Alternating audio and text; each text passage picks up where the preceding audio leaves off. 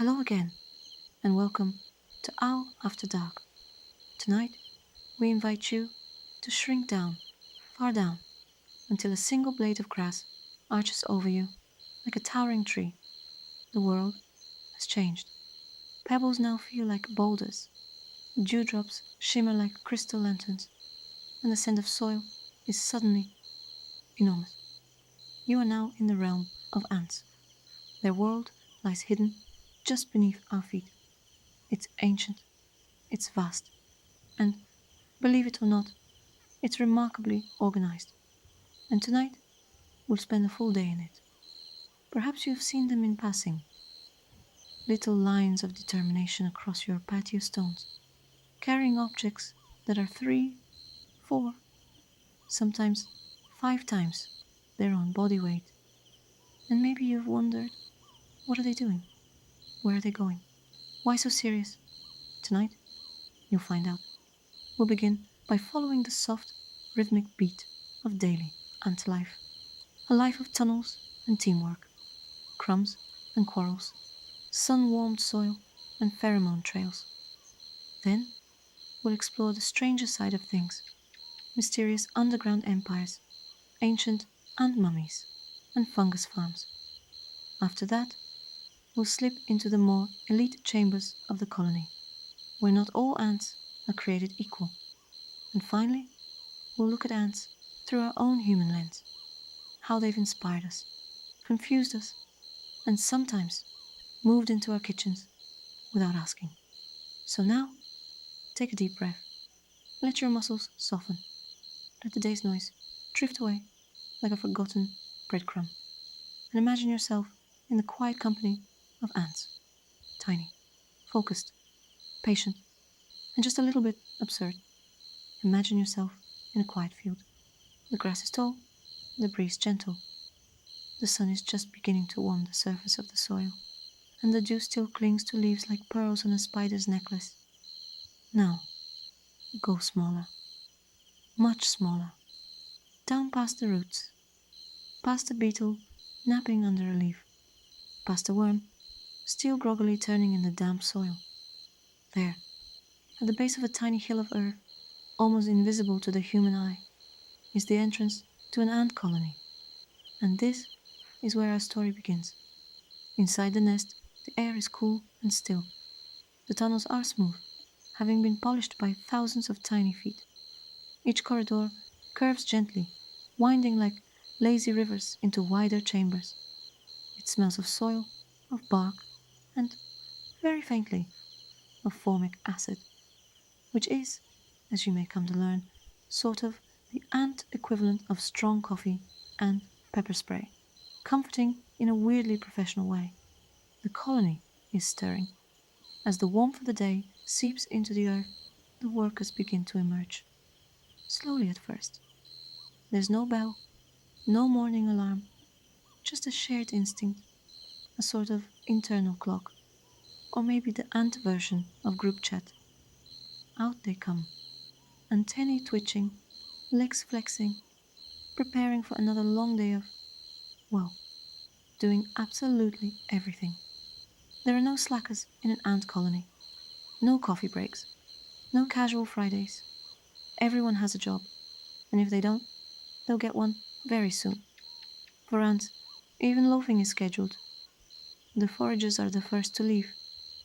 They stream from the nest entrance like a living thread, fanning out across the forest floor in all directions. To the human eye, it might look random, but rest assured, there is a plan. It's just written entirely in invisible chemical code. A single ant who finds something, say, a bit of apple or a chunk of a forgotten sandwich, will rush back to the nest, laying down a pheromone trail as she goes. And just like that, a path is made, the ant equivalent of a blinking neon sign that reads, "Free snacks, this way." Inside the colony, the nursery is already busy. Nurse ants gently tend to the pale, jelly bean-shaped larvae. They rotate them, clean them, feed them, often by gently regurgitating pre-chewed food directly into their mouths. Yes, it's exactly as glamorous as it sounds. This is done with great care. A single slip up and the larva might not grow into a proper adult. Or worse, grow into a different kind of ant altogether. You see, in ant society, who you become isn't up to you. It's decided by food, chemistry, and need. A little more of this, a little less of that, and voila. You're either a humble worker, a beefy soldier, or a future queen. Sort of like Hogwarts, but with more mandibles. And then there are the maintenance workers. These ants don't leave the nest. Instead, they stay inside, expanding tunnels, repairing walls, and generally making sure the entire place doesn't collapse into a chaotic dirt pancake. It's quiet, meticulous work. One could call it meditative if ants meditated, which, to be fair, they probably don't. Time passes. The sun rises higher. The foraging lines grow longer. Ants scurry back and forth with food, with leaves, with tiny fragments of who knows what. They move with tireless energy, like they've all had 3 espressos and a TED talk on logistics. It's all very efficient, but not without hiccups. Sometimes, two ants carrying opposite ends of the same crumb will pull in completely different directions. A sort of mini tug of war ensues, neither willing to let go, but both committed to going home. Eventually, another ant will join in and either settle the dispute or create a three-way crumb standoff that nobody really wins. It's the ant version of a committee meeting. Yet, somehow, it all works. Despite the chaos, the colony thrives. Each ant does their part, not because they want to, not because someone told them to, but because it's what they were born to do. An ancient rhythm pulses beneath the soil, unchanging, unhurried, and as the heat of the day softens into the golden hush of late afternoon, the colony begins to slow. The foragers return, their legs dusty, their antennae a little weary. The food is stored. The queen, deep in her private chamber, is fed and groomed, and the tunnels fall quiet once more. Above ground, the stars begin to blink to life, but underground, the ants are already slipping into stillness. The night brings rest, even for creatures this diligent, and so ends another day. But there's more to this world than labor.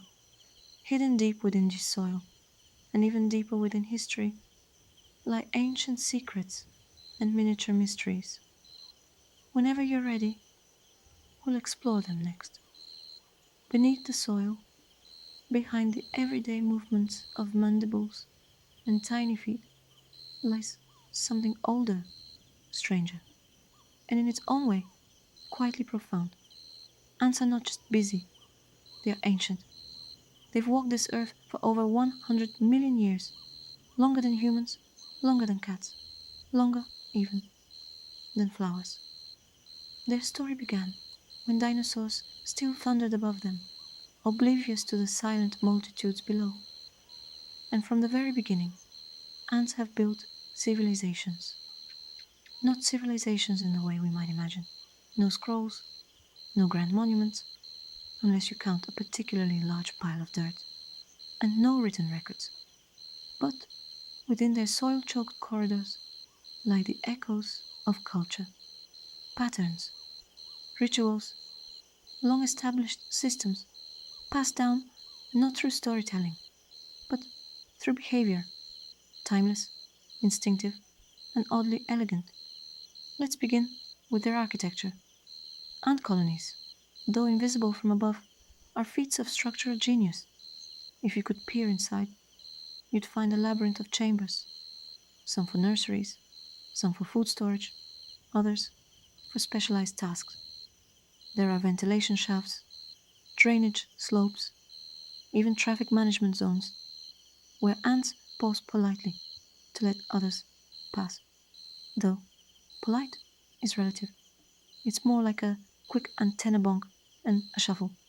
Now, imagine fossilized remains of such colonies, preserved in layers of hardened sediment. Some scientists have poured concrete into abandoned nests to reveal the full underground architecture. The results? Vast networks, some as large as small towns. What looks like a few handfuls of soil on the surface hides a subterranean megacity. And the ants? They've never taken a single engineering course. It's all done through instinct and teamwork, and maybe the occasional miscommunication that gets patched up by someone else later. But what about art? What about culture? Well, they may not paint or compose lullabies, we assume, but ants do farm. Yes, farming. One of the great marvels of the ant world is the leafcutter ant. Found primarily in South and Central America, these ants harvest fresh vegetation, not to eat directly, but to feed their underground fungal gardens. Picture a team of ants carrying neatly cut leaf discs over their heads, like tiny, overachieving waiters. They march through the forest, a long, leafy procession of effort. The leaves are carefully chewed and placed into chambers deep in the nest, where a specific fungus is cultivated. The fungus breaks down the plant material into digestible food, which the ants consume. They've been doing this for at least 50 million years. They are essentially underground mushroom farmers, without flannel shirts or Instagram accounts. And the system is so delicately balanced that if the fungus is threatened, say, by parasitic mold, the entire colony can be at risk. That's why some ants serve as fungus guardians, carrying antibiotic producing bacteria on their bodies to suppress invaders. Tiny pharmacists wearing their own medicine. It's an ancient symbiosis, a miniature society with agriculture, sanitation, and chemical defense. Still, mystery abounds. In Africa, some ant species have been observed creating graveyards. When a member of the colony dies, workers will remove the body and place it in a designated refuse chamber, far from the nursery and food stores. It's not grief, of course, but it is sanitation, and perhaps at its core, a kind of order in the face of chaos. And then there are the zombie ants. In certain tropical forests, a fungal parasite, Ophiocordyceps, infects an ant's body. The fungus hijacks its mind, compels it to climb to a high leaf, and forces it to clamp its jaws in place before sprouting a fruiting body through its head. It's unsettling, yes, but let's keep the tone soft. Think of it as nature's very committed special effects department. Terrifying, beautiful, perfectly silent. These strange events, graves, farms, mind controlling fungi, give the ant world an eerie depth. It's not just biology, it feels, at times, like folklore, like the ants have their own whispered legends, known only to them. And in a way, they do, because each colony tells its own quiet story of survival, cooperation, and strangely efficient chaos. And though their voices are silent to us, their patterns echo through the forest floor. Now, let us leave the fungal gardens and ancient graveyards behind. We return to the present, still underground, but closer to the heart of the colony, because not all ants live the same lives. Some digging, some die, and some rule. We'll enter the elite chambers, the ant aristocracy, and discover what life is like for queens, soldiers, and those with more than just crumbs on their mind. The deeper we go into the nest, the warmer it becomes. The air thickens with pheromones, chemical messages drifting like invisible banners through the darkness. Tunnels narrow, then widen again into smooth walled chambers, carved patiently by jaws and time. Here, below the surface, the colony pulses like a living heart. But not every ant walks the same tunnel. Not every life is equal. Let us begin, as many stories do, with royalty. Imagine yourself lying completely still, your needs met, your food gently delivered, your limbs gently groomed, and your purpose, singular and absolute, to lay the next generation. This is the life of the queen ant.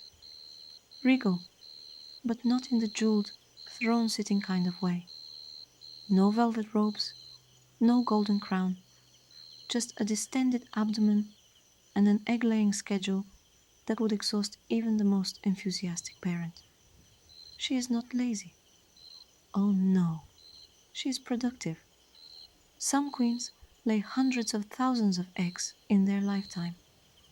In atta leafcutter ants, the queen may live up to 20 years, outlasting thousands of workers and generating colonies numbering in the millions. And yet, she never sees the surface again. After her mating flight, her brief, dramatic moment in the sky, she returns to Earth, to darkness. There, she begins. And once she does, she stays. She becomes the constant, the gravitational center of the colony. She is revered, fed, protected. But she is also a prisoner of her purpose. Still, one must admire her focus. You've heard of work from home jobs. This is more of a live at work until you die role. Just beyond the Queen's chamber, closer to the entrances and vulnerable bends in the tunnels, live another kind of ant. The soldiers. These are the muscle of the colony. Their heads are large, sometimes comically so, and they carry a dignity that comes from knowing they are very good at biting things. They do not forage, they do not gossip. They guard. In species like cephalotes, their heads are shaped like plugs, designed to block entrances. Literally, a soldier ant might spend its entire shift simply being a door. It may not sound glamorous, but imagine the sense of purpose. No emails, no ambiguity. You're the door. That's it. And you are nailing it. Some species have even more elaborate caste systems. Major soldiers, minor soldiers, backup door holders, and so on. Each one shaped by subtle differences in diet and development. There is no competition, no resume padding, just form, function, and the deep hum of order. Now, let's return to the workers, the ones who do nearly everything else. They forage, clean, feed the queen, groom the larvae, bury the dead, raise the young, carry out the trash, build the nest, repair tunnels, and occasionally throw out lazy roommates. Each task flows not from spoken command, but chemical cues, complex trails and scents that create an invisible language of urgency and need. And these workers change roles over time. A young ant may start by cleaning eggs. As she ages, she graduates to feeding larvae, then to foraging, and finally to defense. It's a bit like starting in customer service and slowly working your way toward the front lines. Except here, the only reward is more danger and maybe a slightly better mandible workout. Still, it works. The colony thrives because every worker ant knows what needs to be done. Not consciously, not emotionally, but instinctively. There is something oddly comforting in that. And now, a curious case. Researchers, peering into their tiny ant observation chambers, began to notice something strange. Not all ants were busy. Some just wandered, sat still, groomed excessively, fiddled with nothing in particular. Lazy ants, they were called, though perhaps unfairly. Some theories suggest they're resting. Others think they may be backups, on standby in case of emergency. And some, well, Maybe they're just vibing. We all know one. Perhaps in every system, a little inefficiency is not a flaw, but a buffer, a breath, a margin for error, or, more optimistically, a chance to nap. Let us not judge too harshly. If your entire world was darkness, dampness, and the constant scent of fungus, you might take the occasional unscheduled break too. Now, not all queens earn their crown the noble way. In some species, like Polyergus, known as slave maker ants, the founding queen invades another colony, kills its queen, and takes her place. The workers, unaware of the deception, continue raising the usurper's young, as if nothing happened. This, frankly, is peak reality television drama. In some species, the entire colony exists only by stealing the workforce of others, raiding, kidnapping pupae, and enslaving them once they hatch. It's unsettling, but fascinating, and it's real. Evolution doesn't concern itself with morality, just effectiveness. Even within a colony, intrigue can stir. Multiple queens may coexist briefly in young nests, but make no mistake, eventually, the throne will be singular. Workers may decide who stays. Sometimes, the queens fight directly. Politics, it seems, is not uniquely human. There are also specialists who defy easy classification. Some ants tend to underground fungi with precision. The Atta leafcutter ants, for instance, feed chewed leaves to a cultivated fungus. They don't eat the leaves, they eat the fungus. A slow, earthy agriculture beneath the forest floor. Others, like Myrmecocystus, create honeypot ants. These workers gorge on sweet liquids until they swell into glistening storage bulbs, leaving food jars dangling from the ceiling of the nest. They hang there, motionless, in the dark. Now, imagine being that ant. Just a few weeks ago, you were out foraging in the desert sun. Now, you're a balloon, with legs. We all have career changes. Above the leaf litter, above the burrows and tunnels and bustling chemical cities, there's another world, yours.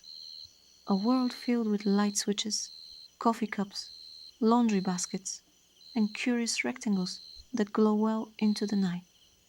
And although it may not feel like it, you live alongside ants, day after day, season after season, not just near them, with them. If you were to shrink down right now to the size of a paperclip, you would find yourself in a neighborhood of legs, antennae, and silent purpose. And in some small way, they would recognize you too, not as a person, exactly, but as warmth, as movement, as a source of crumbs. Let's walk gently now through this shared world and look more closely at how our lives, yours and theirs, have intertwined. Sometimes in harmony, sometimes in chaos. Ants are astonishingly successful. By weight, they outnumber us by far. They form up to 30% of the total insect biomass on Earth. That is, if you weighed all the insects in a forest, a third of that weight might belong to ants. And yet, for the most part, they go unseen, unnoticed, like quiet roommates who clean the kitchen floor after you've gone to bed. There are ants beneath the grass in your backyard, ants in the bricks of your driveway, ants inside the walls of a cabin that hasn't been touched in years.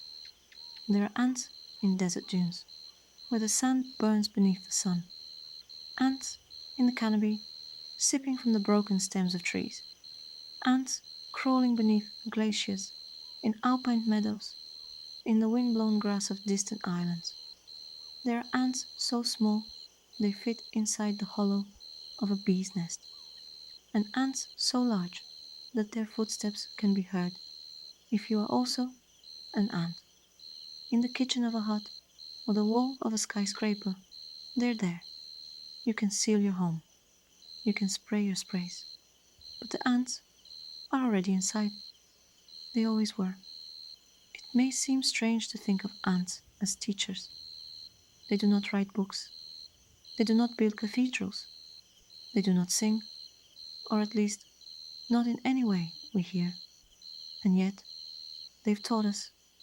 They've taught us about cooperation, about decentralized intelligence, about efficiency born not of command, but of simple rules, repeated endlessly. From their foraging patterns, we've designed routing algorithms. From their trails, we've mimicked efficient delivery systems and emergency response modeling. From their group behavior, we've even improved our robotics. Tiny machines that act together like ants in a swarm. But perhaps more subtly, they teach us about humility. Because no matter how sophisticated we become, we are not alone. We are not the first. And now, a curious case. Researchers, peering into their tiny ant observation chambers, began to notice something strange. Not all ants were busy. Some just wandered, sat still, groomed excessively, fiddled with nothing in particular. Lazy ants, they were called, though perhaps unfairly. Some theories suggest they're resting. Others think they may be backups, on standby in case of emergency. And some, well, maybe they're just vibing. We all know one. Perhaps in every system, a little inefficiency is not a flaw, but a buffer, a breath, a margin for error, or, more optimistically, a chance to nap. Let us not judge too harshly. If your entire world was darkness, dampness, and the constant scent of fungus, you might take the occasional unscheduled break too. Now, not all queens earn their crown the noble way. In some species, like Polyergus, known as slave maker ants, the founding queen invades another colony, kills its queen, and takes her place. The workers, unaware of the deception, continue raising the usurper's young, as if nothing happened. This, frankly, is peak reality television drama. In some species, the entire colony exists only by stealing the workforce of others, raiding, kidnapping pupae, and enslaving them once they hatch. It's unsettling, but fascinating, and it's real. Evolution doesn't concern itself with morality, just effectiveness. Even within a colony, intrigue can stir. Multiple queens may coexist briefly in young nests, but make no mistake, eventually, the throne will be singular. Workers may decide who stays. Sometimes, the queens fight directly. Politics, it seems, is not uniquely human. There are also specialists who defy easy classification. Some ants tend to underground fungi with precision. The Atta leafcutter ants, for instance, feed chewed leaves to a cultivated fungus. They don't eat the leaves, they eat the fungus. A slow, earthy agriculture beneath the forest floor. Others, like Myrmecocystus, create honeypot ants. These workers gorge on sweet liquids until they swell into glistening storage bulbs. Leaving food jars dangling from the ceiling of the nest. They hang there, motionless, in the dark. Now, imagine being that ant.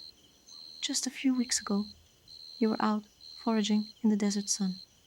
Now, you're a balloon, with legs. We all have career changes.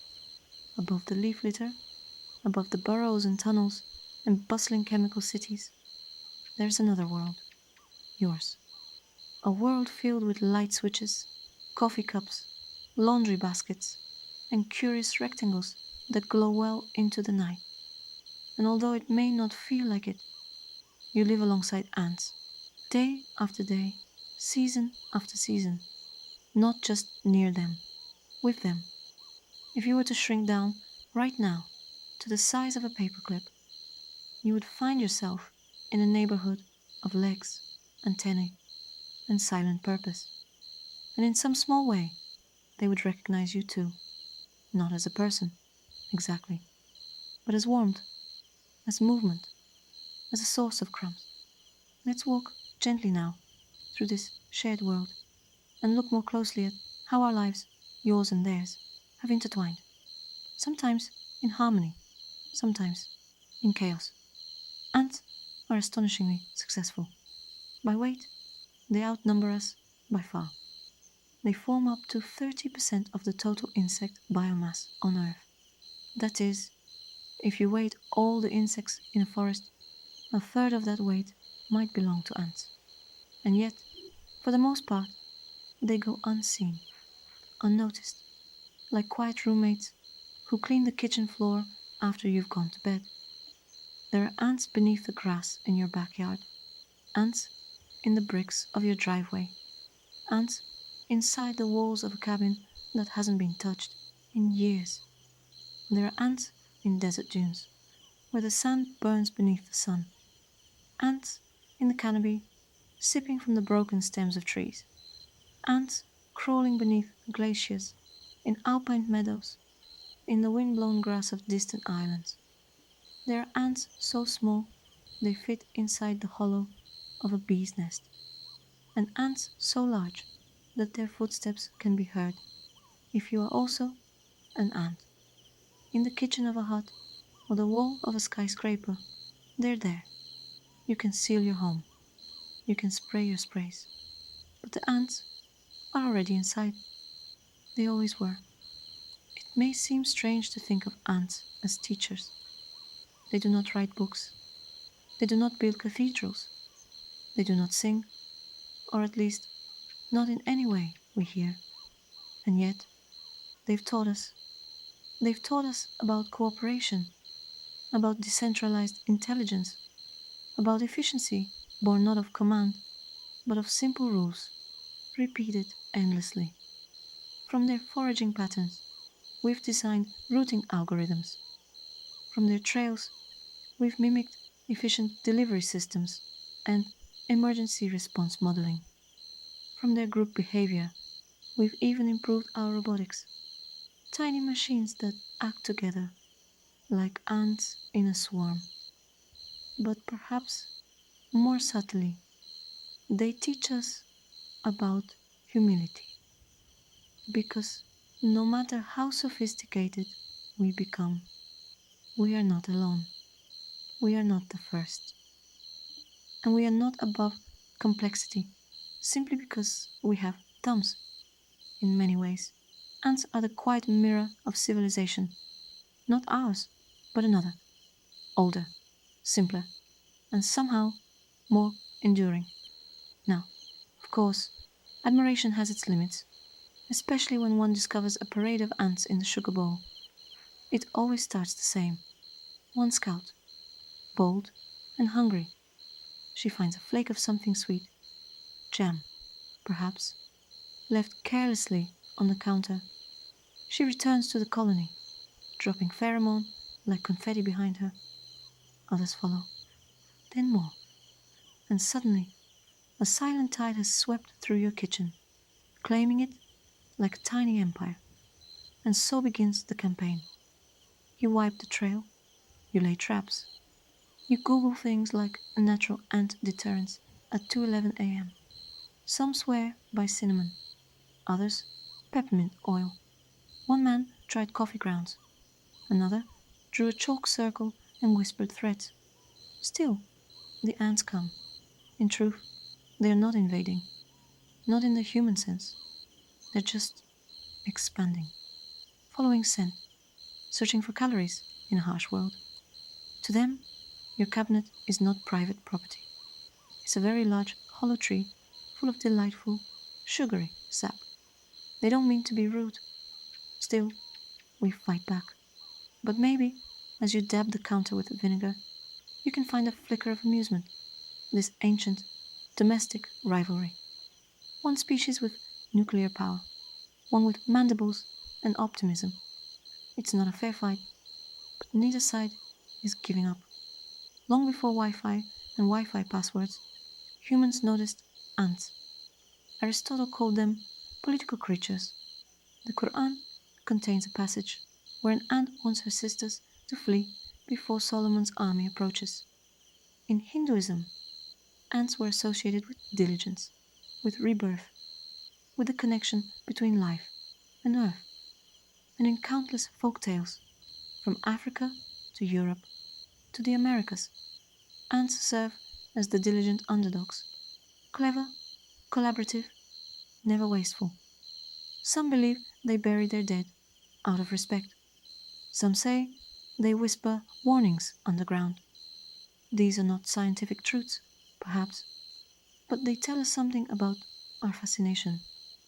In the patterns of ants, we have always seen echoes of ourselves. Fast forward a few millennia, and ants begin to show up in new places. Animated films portray them as underdog societies with dreams of breaking free. Comedians describe their stoic, relentless work ethic. Ants don't complain, they don't unionize, they just walk. In cartoons, they're the butt of jokes and the stars of revolutions. And in horror, sometimes ants become the swarm, the unstoppable force, the tiny many. Humans are very good at projecting our fears, and sometimes we fear being overrun, not by monsters, but by millions of things too small to stop. Still, more often than not, we see them with a kind of affectionate irritation. Persistent, we say, resourceful, absolutely everywhere, like toddlers with too much energy and no respect for personal boundaries. And now, here we are, you, lying in your bed, the light fading, the house quiet, and somewhere, not far, the ants are still awake, still working, still carrying invisible burdens across impossible distances, still building and cleaning and feeding. Maybe there's something oddly comforting about that. A reminder that life, even when we're asleep, continues all around us, quietly, invisibly, tirelessly. Maybe we don't need to admire them. Maybe it's enough just to know they're there, that beneath our floorboards, beneath the dirt and the roots and the mulch, the rhythm of ant life hums on. And tomorrow, if a single ant returns to your kitchen counter, you might greet her with a sigh, or a laugh, or a napkin. But maybe, deep down, you also think, you again. I see you. I know what you are. A worker, a wanderer, a representative of an ancient, tiny empire. And perhaps, just for a moment, you'll smile and let her walk away. As we drift now from this tiny world, as we leave the scent trails and soil chambers and mandible diplomacy behind, let your thoughts soften. Let your breath slow.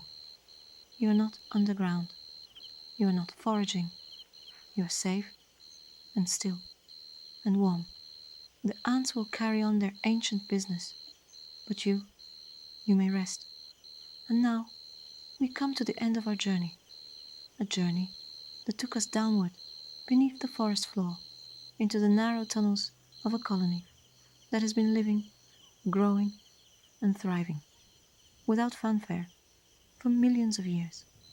We have walked alongside the tiny workers, watched the foragers navigate leaf-strewn trails, and listened, quietly, patiently, as their scent language whispered meaning into the air. We've met the queens in their secluded chambers, laying the future into existence, day by day. We've stepped into battles, rituals, and harvests, into a world that is not ours, and yet, somehow, familiar, because in their rhythm, we see a little of our own. In their purpose, we find echoes of our questions, and in their quiet determination, a kind of peace. The ants do not worry about time. They do not glance at clocks or scan calendars for what's next. To them, there is no weekend, no retirement, no waiting, only rhythm. A rhythm of wakefulness, work, return, rest. of food found, carried home, shared, and stored, of scent trails laid and followed, of tunnels cleared, of eggs cared for, of the future shaped in chambers too small for us to see, and above them, far above, where the wind rustles through the leaves and the air is thick with the scent of sleep, there is you, a single human life, a brief moment in the long, long span of the earth. Your world is louder, brighter, faster. There are screens and schedules. There are news alerts and to-do lists. There are things to say and things to clean, people to reach and places to be. And yet, right now, there is none of that. Right now, there is only this moment, this breath, this bed, this hush. The world of ants continues, unseen. And you may let go. It's strange, isn't it? That something so small, so often ignored, could reveal a truth so grand. That the world is made not only of loud, important things, but of quiet persistence. That greatness does not always roar. Sometimes it scuttles, patiently, beneath the leaves.